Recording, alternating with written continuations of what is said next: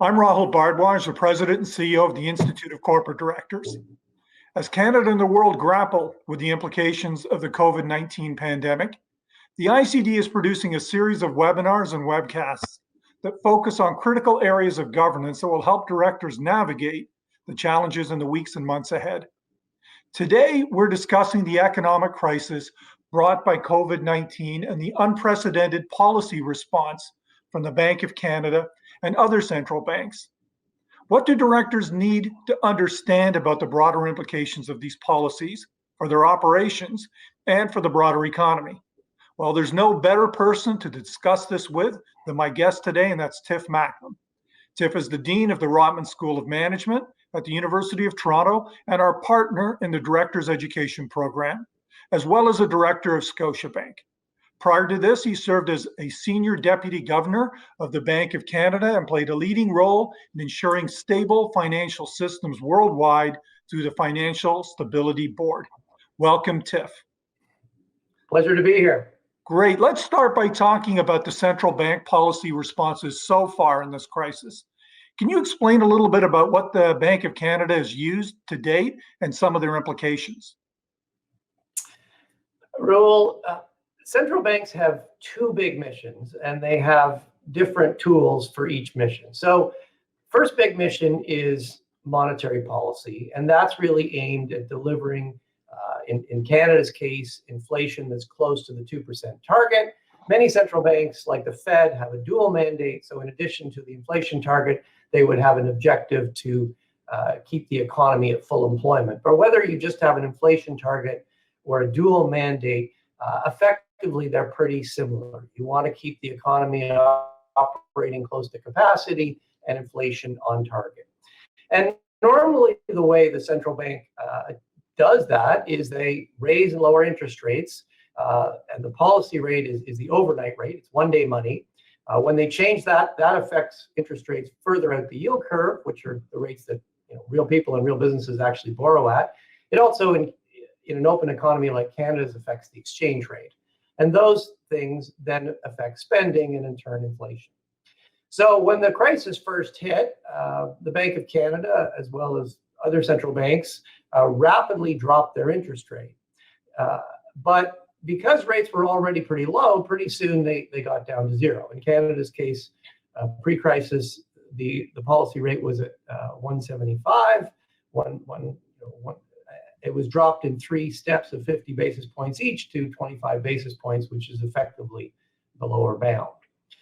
At that point, they obviously couldn't lower rates anymore, so they needed to move to what are known as unconventional monetary policies.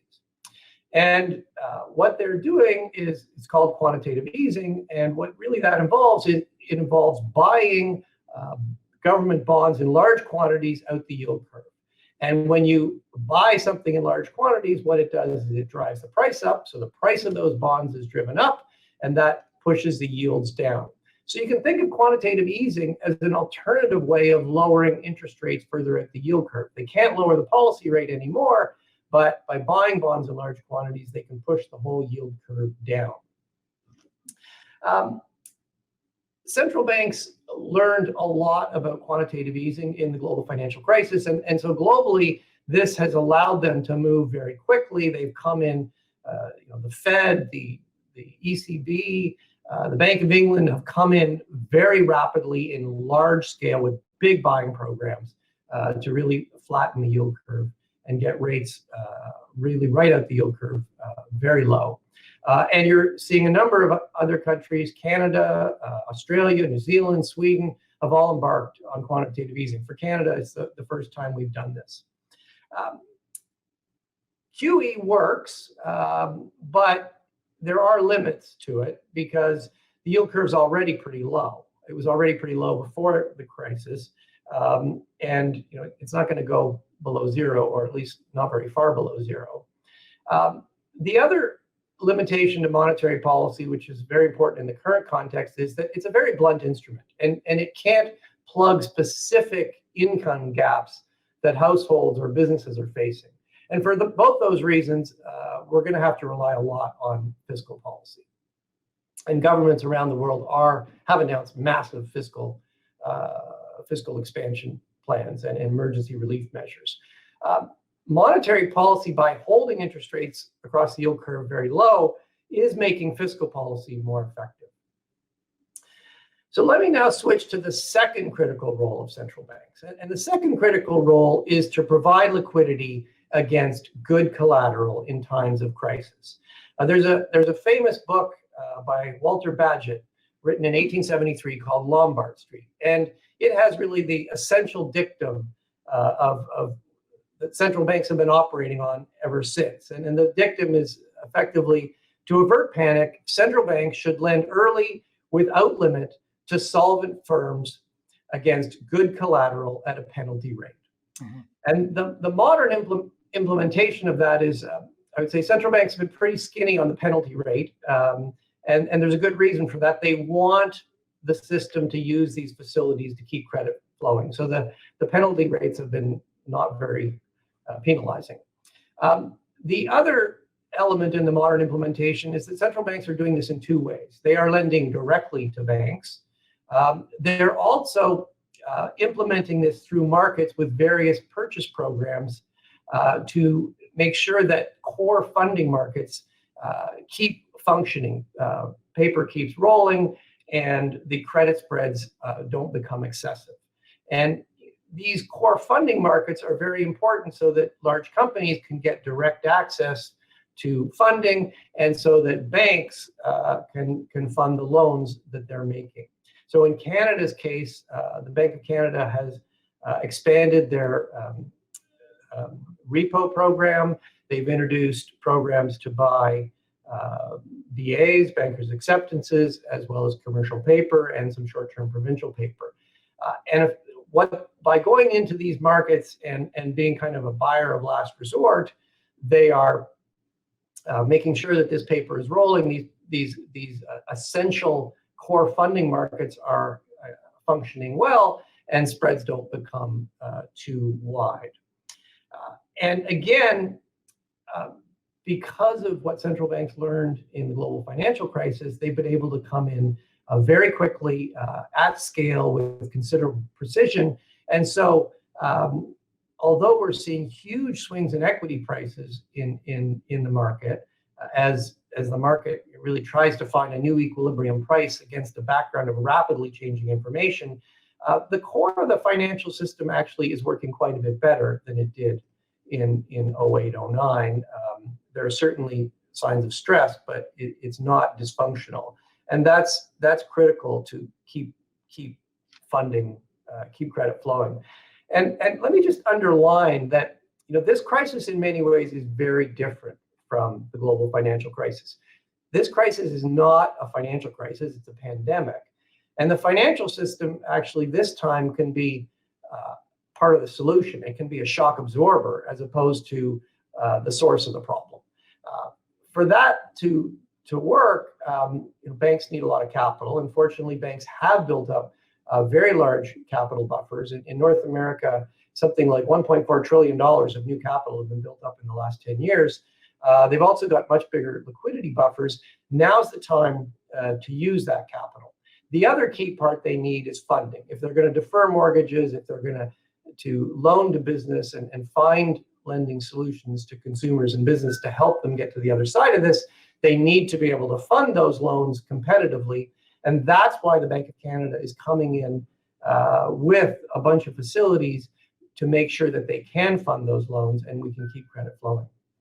So that's a great point to pick up, that this is fundamentally different than 08. And you've highlighted how the bank has gone a different route than they did in 08.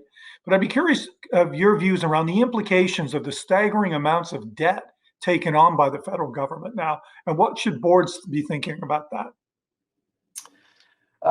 Well, the good news is that Canada came into this in really quite good shape. Our economy was reasonably strong.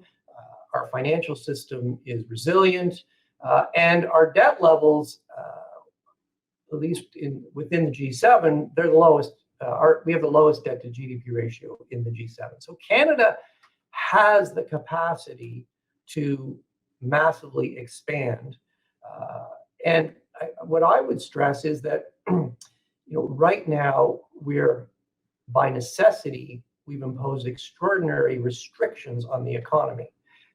And so you can't stimulate the economy and restrict it at the same time. So by necessity, the immediate actions of the government are focused very much on emergency relief. And I would actually give the government pretty high marks in terms of rolling out a whole series of programs to really help businesses and help individuals build a bridge to the other side of this. 4 months from now, many of those programs will start rolling off unless they're extended. And at that point, it's going to be important for the government to be thinking about more traditional forms of stimulus to help the economy ramp back up. Yes, there will be a big buildup of debt, but the best thing we can do is help the economy recover. That's going to be critical to all our livelihoods, and is also going to be important for the government's own fiscal situation. Sure. So let's pick up on that a little bit. We're talking about debt. Let's talk about the other side of that, and that's the interest rate. So the Bank of Canada rate's effectively zero. And I'm not going to ask you what you think is going to happen next, but what are the implications for Canadian business if we actually went to a negative interest rate? And what else can central banks actually do in this space? Well, there are certainly other things the Bank of Canada can do, but I won't pretend that there aren't some limitations on monetary policy. And as I already highlighted, that's an important reason why we need a big fiscal expansion. But what are the instruments at the disposal of the Bank of Canada? So in addition to interest rates, one instrument they used last time very effectively, it was actually a Canadian innovation, was extraordinary policy guidance. So not only did they lower the interest rate to effectively zero, they made a conditional commitment that it was going to stay at effectively zero for a year, or unless inflation started to go up. They haven't used that this time, and I think the reason is that rates were already really quite low, so they moved immediately to quantitative easing. But the two can certainly go together. Quantitative easing can be used to support and deliver on extraordinary policy guidance. The quantitative easing program can be scaled up. There's potential to move it up and move it down. Another sort of variant on quantitative easing is something called credit easing. And in fact, the Fed is currently credit easing. And what that involves is buying corporate bonds. So in the US, there is a program now where the Fed is buying investment grade corporate bonds. And what that does is, so quantitative easing pushes the government interest rates down. But what companies borrow at, of course, is a corporate rate, and there's a spread over the government rate. And so what credit easing does is it prevents the credit spreads from widening and pushes those in so that the effective rate that companies can borrow at is lower. The Fed is already doing that. That is something in the central bank toolkit. You mentioned the possibility of negative rates. Those have been used in Europe. They've been used in Japan. And that is certainly an option in North America. But my sense is there's not as much enthusiasm in North America for negative rates. And I think there's a few reasons for that. One is that I think the jury is still out about how effective they've been in Europe and Japan. And secondly, there's some limitations to how effective they can be. I mean, you can go negative, but you can't go very negative because people will just switch into cash. There's some cost to holding cash. That's why you can go a little bit negative, but it's not going to get you that much more room. And secondly, there is a risk that it weakens your banking system, because while it works okay for wholesale funding, it's very hard to explain to depositors why their deposit in their bank account is shrinking every month, even though they're not spending any money. And so, and deposits are how banks fund loans. So they can't have a negative interest rate on the deposits.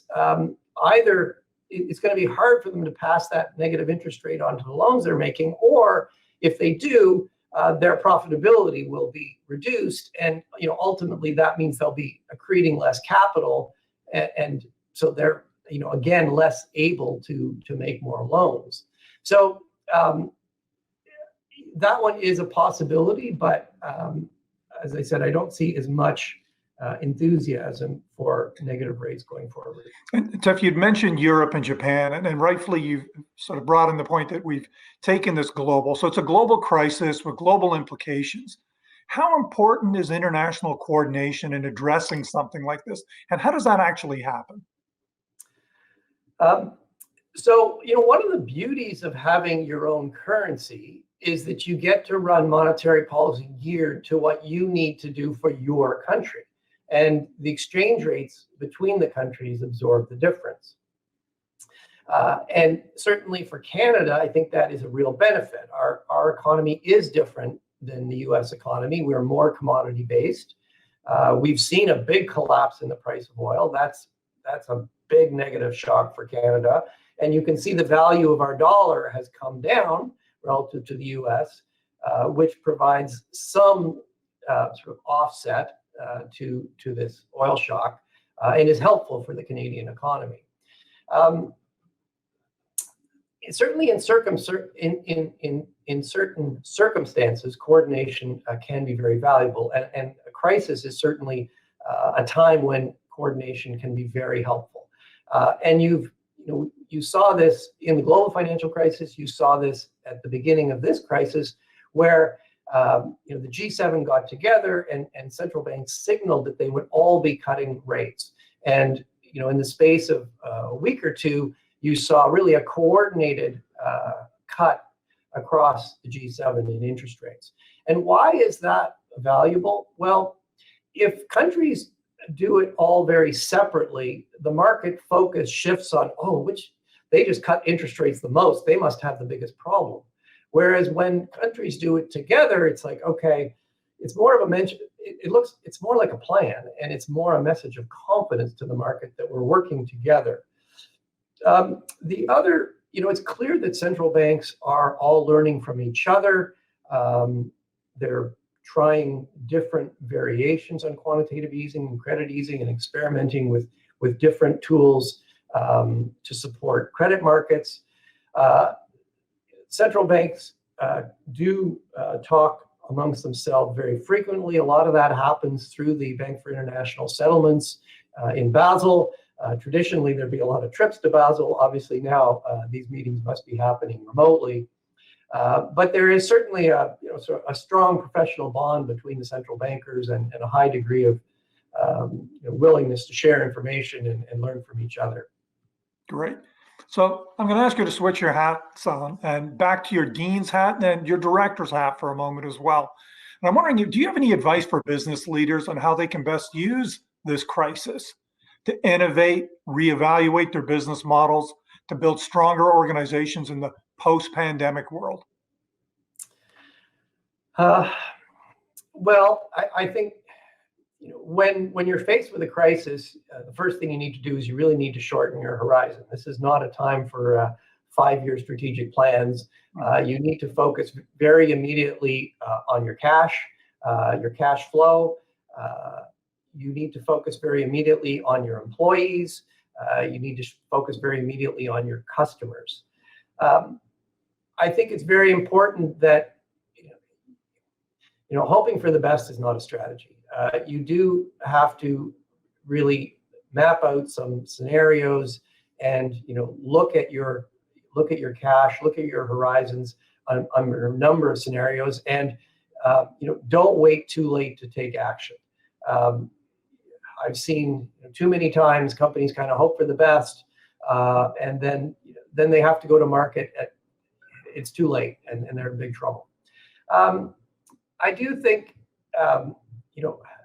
directors need to be careful not to be overwhelming management with too many questions. Management is very busy.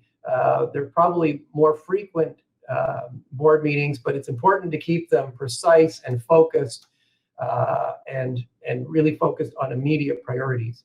I do think directors can help management think about what might be coming next. When I think of the current context, I think what's coming next is probably about a month from now, governments will start taking restrictions on, gradually removing restrictions on the economy, and we're going to go back to work. But it's not just going to be a return to normal. This virus is going to be with us for some time, and so how do we work effectively in that environment? How do we serve our customers effectively in that environment? How do we work around our disrupted supply chains? And maybe what opportunities are there to pivot to new sources of consumer demand? The other thing I would say is that the reality is there's a lot of uncertainty, and it's important to think about strategies that are robust to a number of possible outcomes. It's probably not the time to put bet on, okay, I know exactly where it's going, and we're put all our eggs in this one basket. Think about things that that would work in a variety of scenarios. There's a little bit of advice, but it's not going to be an easy job. No, not at all. Some very wise counsel. And thank you for joining us today, Tiff. Appreciate it a great deal. And thank you, everyone, for tuning in. Please look out for new installments of this series every week as we navigate this challenge together. Keep well, and bye for now.